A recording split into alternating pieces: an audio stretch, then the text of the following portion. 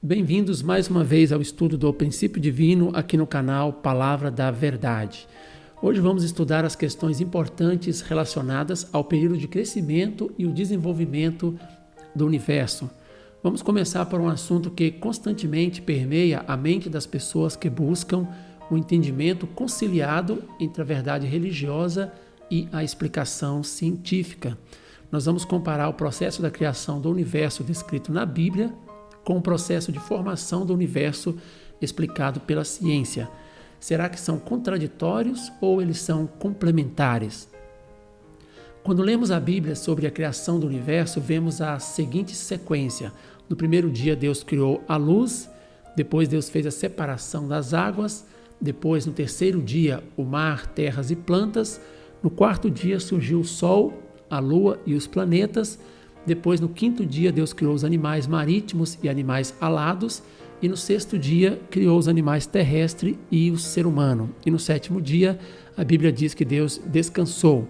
Então, nós podemos ver através disso que foram 6 etapas no processo total da criação de Deus que está descrito na Bíblia.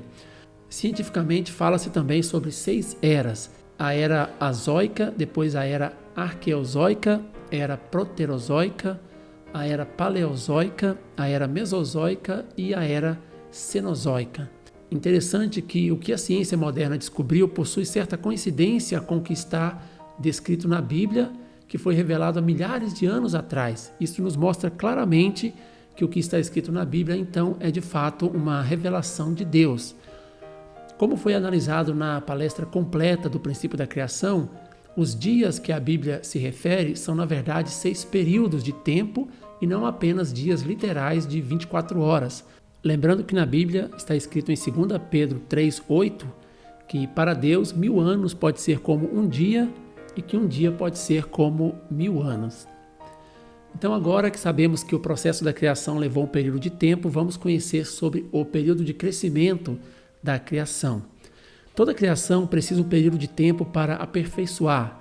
Este período, que é conhecido como período de crescimento, é dividido em 3 estágios, que são chamados de formação, crescimento e aperfeiçoamento. Todas as coisas criadas, incluindo o próprio ser humano, precisa passar por esses 3 estágios para alcançar a sua perfeição. Mas existe uma diferença entre a maneira que o ser humano e o restante da criação devem passar por este período. Isso nos leva então ao próximo assunto deste estudo, o que é o reino do domínio indireto e o reino do domínio direto de Deus. Primeiramente, vamos tratar sobre o domínio indireto de Deus. Enquanto toda a criação está percorrendo o período de crescimento para poder chegar à perfeição, Deus, como ser perfeito, não trata diretamente com os seres criados. Isso inclui também o ser humano. Como foi explicado no princípio da criação, os seres criados, exceto o ser humano, passa por esse período de crescimento de forma automática, apenas seguindo as leis da natureza, o que podemos chamar de força do princípio. Já no caso do ser humano, além de ser conduzido pelas leis da natureza, o que faz com que o seu corpo físico se desenvolva, ele também precisa cumprir a sua porção de responsabilidade humana, que fará com que o seu espírito alcance a perfeição. Somente o ser humano, como filho de Deus, precisa cumprir esta condição, precisa cumprir essa porção de responsabilidade humana, porque Deus quer colocá-lo em uma posição de destaque perante todos os outros seres criados. Isto é o que significa o reino do domínio indireto de Deus. É importante ressaltar aqui que durante o período de crescimento, ou seja, durante o reino do domínio indireto de Deus, Deus não interfere na porção de responsabilidade humana que ele deu, pois se ele fizesse isso, estaria violando um importante princípio que ele mesmo estabeleceu lá no início, e isso seria uma grande contradição. Esta é uma das explicações do porquê Deus, mesmo sendo todo-poderoso e sábio, não interferiu na queda dos primeiros antepassados humanos. Mas este é um assunto que nós trataremos apenas lá no capítulo sobre a queda do homem.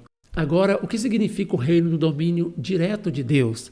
Quando o ser humano passar pelo período de crescimento, cumprindo a sua porção de responsabilidade humana que foi dada por Deus, ele se qualifica para ser conduzido diretamente por Deus, para que Deus possa tratar diretamente com ele.